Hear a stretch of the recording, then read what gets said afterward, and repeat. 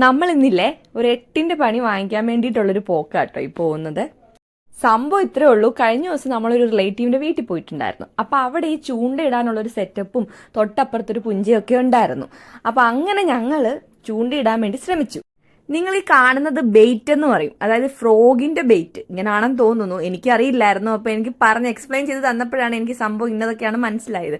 ഇത് ഫ്രോഗ് ഉദ്ദേശിക്കുന്നത് നമ്മളിപ്പം കൈതക്കോര മീനെയാണ്, കരട്ടി എന്നൊക്കെ പറയുന്ന ആ മീനെയാണ് പിടിക്കാൻ പോകുന്നത്. അതിന് ഈ ഫ്രോഗാണ് വേണ്ടത്.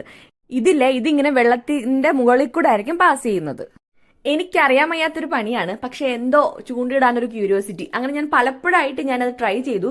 പക്ഷെ മീൻ പോയിട്ട് നേരെ ചുവ ചൂണ്ടിടാൻ പോലും എനിക്ക് കഴിഞ്ഞില്ല. അങ്ങനെ ഞാൻ അനിയന്റെ കയ്യിൽ ചൂണ്ട തിരിച്ചു കൊടുത്തു. ഇതിന്റെ ടെക്നോളജിയെ പറ്റി നമുക്ക് കാര്യമായിട്ട് അറിയത്തില്ല, പക്ഷെ നമ്മൾ ട്രൈ ചെയ്തുകൊണ്ടിരിക്കുകയാണ്. കിട്ടിയോടാ? കിട്ടി. ഇനിയും ആ ടെക്നോളജി അറിയാത്തവർക്ക് നമ്മുടെ സാധാരണ രീതിയിലുള്ള, അതായത് നമ്മുടെ കൊഞ്ചോ അല്ലെ വെട്ടിലോ അല്ലെങ്കിൽ അതുപോലെ ചെറിയ ചെറിയ മീനുകളെ ഇതുപോലെ ചൂണ്ടയിൽ കൊളുത്തി ഈ ഒരു ടോയിൻ വെച്ചിട്ട് അങ്ങനെ എറിഞ്ഞു കൊടുത്തു കഴിഞ്ഞാൽ ഇതുപോലെ മീനെ കിട്ടും. പക്ഷെ നമ്മുടെ ഭാഗ്യം കൊണ്ടോ എന്തോ അപ്പോഴത്തെ സിറ്റുവേഷന്റെ എല്ലാം കൊണ്ട് നമുക്ക് ഒരു മീനെ പോലും കിട്ടിയില്ല. പകരം നമുക്ക് നല്ല 8ന്റെ പണി കിട്ടി. കണ്ടോ?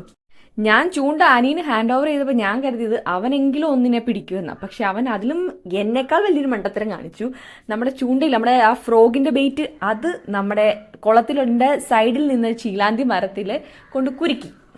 ഈ സാധനം ഇല്ലേ, ഇത് അങ്ങോട്ടും ഇല്ല ഇങ്ങോട്ടും ഇല്ല എന്നൊരു സിറ്റുവേഷൻ നിൽക്കുക. കാരണം നമ്മൾ ഇങ്ങോട്ട് കൂടുതൽ ഫോഴ്സ് ചെയ്ത് വലിച്ചാൽ ഇത് പൊട്ടിപ്പോവും. അങ്ങോട്ട് നിന്ന് ഇടാന്ന് വെച്ചാൽ അത് നടക്കില്ലല്ലോ.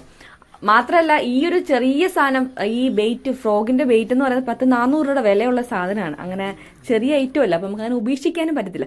എന്തായാലും ഞങ്ങളെല്ലാം മാറി മാറി കഠിന പ്രയത്നം നടത്തി ഞങ്ങളുടെ ബെയ്റ്റിനെ തിരിച്ചെടുത്തിട്ടുണ്ട്. കൂടെ ഒരു ചീലാന്തിയുടെ കമ്പും കിട്ടിയിട്ടുണ്ട് കേട്ടോ.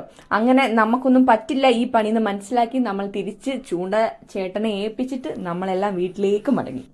അപ്പൊ ഇത്രേ ഉള്ളൂ നമ്മുടെ മീൻപിടുത്ത കഥ. അപ്പൊ ബൈ.